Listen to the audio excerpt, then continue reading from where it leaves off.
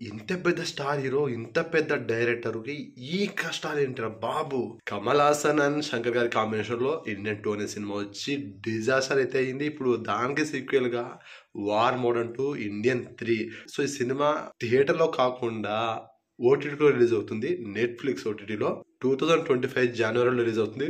Republic day కావచ్చు, లేదా సంక్రాంతి స్పెషల్‌గా కావచ్చు. ఇలా ఓటీటీలో రిలీజ్ అవుతుంది.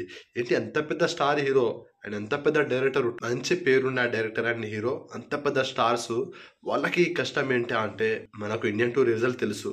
సో, 'ఇండియన్ 3' కూడా అందులో మ్యాటర్ లేదు. కాబట్టే వాళ్ళు ఓటీటీలో రిలీజ్ చేస్తున్నారేమో అనిపిస్తుంది. మ్యాటర్ ఉంటే మాత్రం ఇలా భయపడరు. ఓటీటీలో రిలీజ్ చేయరు. సో, సినిమాలో మ్యాటర్ లేదేమో మరి. ఇలా అయితే కష్టమే. చూడాలి మరి. సినిమాగా బాగుంటే మాత్రం మంచి టాక్ వస్తే బాగుంటది. లేదంటే ఇక అంతే ఇక దాని గురించి మర్చిపోతారు ఇక. ఫ్యాన్స్ అయితే ఫుల్ డిసప్పాయింట్ అవుతారు. కమల్ హాసన్ ఫ్యాన్స్ కానీ, ఇటు శంకర్ గారి ఫ్యాన్స్ కానీ, అలాగే ఇంకో హీరో ఫ్యాన్స్ అయితే మస్తు భయపడతారు. అదే మన రామ్ చరణ్ గారి ఫ్యాన్స్. ఎందుకనంటే శంకర్ గారితో చేసిన గేమ్ చేంజర్ మూవీకి శంకర్ గారు డైరెక్టర్ కావడం. సో, రామ్ చరణ్ అని ఎలా చూపిస్తాడు, అసలు సినిమాని ఏం చేస్తాడో చాలా భయపడతారు.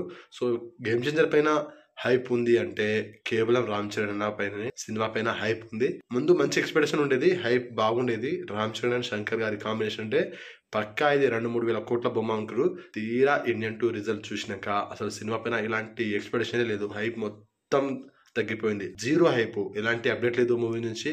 సో, ఇలా హైప్ అయితే లేదు. రిలీజ్ అయిన సాంగ్ నుంచి మంచి ఎక్స్పెక్టేషన్ పెరిగింది. హైప్ మెల్లమెల్లగా పెరుగుతూ వస్తుంది.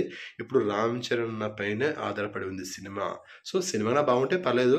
కానీ ఇండియన్ సినిమా విషయంలో ఇలా ఎందుకు చేస్తున్నారో తెలియదు మరి. సో, 'ఇండియన్ 3' సినిమా ఓటీటీలో రావడానికి అసలు సినిమాలో మ్యాటర్ ఉందా లేదా, మీరు ఎలా అనుకుంటారో సినిమా పైన మీ ఒపీనియన్ ఏంటో కామెంట్ చేయండి.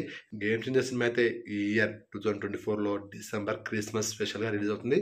సో, ఇది మరి వీడియో నచ్చితే లైక్ చేయండి, షేర్ చేయండి, ఛానల్ని సబ్స్క్రైబ్ చేసుకోండి.